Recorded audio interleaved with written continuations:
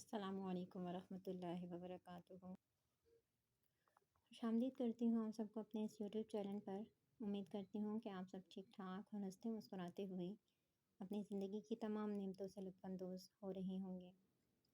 میں نے بلوچستان میں اردو افسانہ نگاری کی ابتدا کے حوالے سے 2 ویڈیو اپلوڈ کی تھی، تو آج اسی کے سلسلے میں تیسری ویڈیو اپلوڈ کر رہی ہوں۔ تو آپ پیچھے 2 ویڈیو دیکھیں گے تو یہ آپ کو ویڈیو اسی کا لنک آپ کو مل جائے گا۔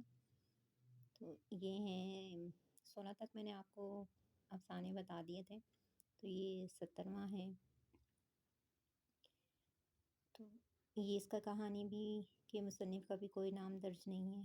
یہ جتنے بھی بلوچستان کے ابتدائی افسانے تھے، میں پہلے بھی عرض کر چکی ہوں کہ ان میں مصنف کا نام نہیں درج ہے، تو یہ بھی کہانی اسی ٹائپ کی ہے، تو اس میں بھی مصنف کا کوئی نام درج نہیں ہے۔ یہ 17واں تھا آپ کے سامنے۔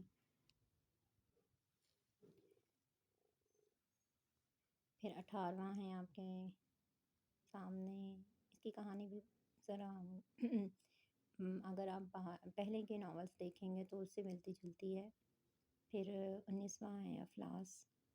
افلاس کی کہانی بھی ذرا غربت و افلاس کی کہانی کے ارد گرد ہی گھومتی ہوئی نظر آئے گی آپ کو، تو یہ کہانی بھی بڑی شاندار ہے۔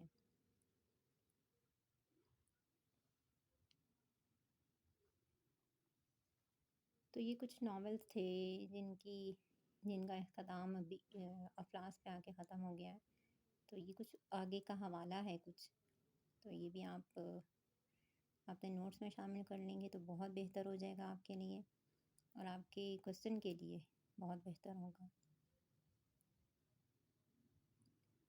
اگر آپ لوگ چاہتے ہیں کہ میں آگے کا حوالہ دوں کہ ابتدا کے بعد بلوچستان میں جو افسانہ نگاری ہوئی ان میں کون کون سے مصنف شامل تھے، تو آپ پلیز مجھے کامنٹس کریں تاکہ میری بھی حوصلہ افزائی ہو سکے کہ آپ لوگوں کو کچھ نہ کچھ جو چاہیے وہ میں پیش کر سکوں۔ تو آپ کمنٹس کریں، مجھے بتائیں، اور یہ ویڈیو کسی اور کے لیے فائدہ مند ہے تو پلیز اس کو بھی شیئر کریں تاکہ آپ کی ذات سے کسی اور کو بھی فائدہ پہنچے۔ تو یہاں اختتام ہوتا ہے بلوچستان میں ابتدائی افسانہ نگاری پہ۔ پھر آگے کی 1947 کے بعد جو بلوچستان میں افسانہ نگاری کی گئی، یہ آگے کا حوالہ اس کے ساتھ ہے، تو آپ اگر کہتے ہیں تو میں اس کی بھی ویڈیو اپلوڈ کر دوں گی، کیونکہ یہ بھی آگے بھی بہت اچھا ہے کہ آگے سے بھی آپ لوگوں سے سوال پوچھا جا سکتا ہے کہ 1947 کے بعد بلوچستان میں جو افسانہ نگاری کی گئی ان کے بارے میں آپ کیا جانتے ہیں۔ یہ تو بہت ابتدا کے حوالے تھے، آپ کو میں نے اپڈیٹ کیا تھا کہ بلوچستان میں ابتدائی افسانہ نگاری کیا تھی۔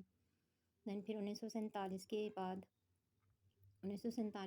کون سے مصنف آئے، انہوں نے کس حوالے سے افسانہ نگاری کی، تو یہ اس کا آگے حوالہ ہے۔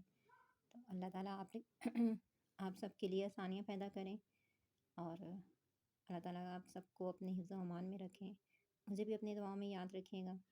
اور آپ نے کمنٹس میں سوال پوچھا ہے کہ اردو کا سلیبس بتا دیں، تو میں اردو کے حوالے سے سلیبس کے حوالے سے ایک ویڈیو اپلوڈ کر چکی ہوں، آپ میری ویڈیوز دیکھیں، آپ کو اس حوالے سے آپ کو ایک ویڈیو ضرور مل جائے گی، تو میں نے اس کا پوری ویڈیو بنائی ہے کہ اس کی یعنی اردو کا جو سلیبس ہے اس کے حوالے سے، تو آپ پلیز وہ ویڈیو دیکھیں، تو آپ کو اس کا جواب آپ کو اس ویڈیو میں مل جائے گا۔ اللہ تعالیٰ آپ سب کو اپنے حفظ و امان میں رکھیں۔ فی امان اللہ، جزاک اللہ، اللہ حافظ۔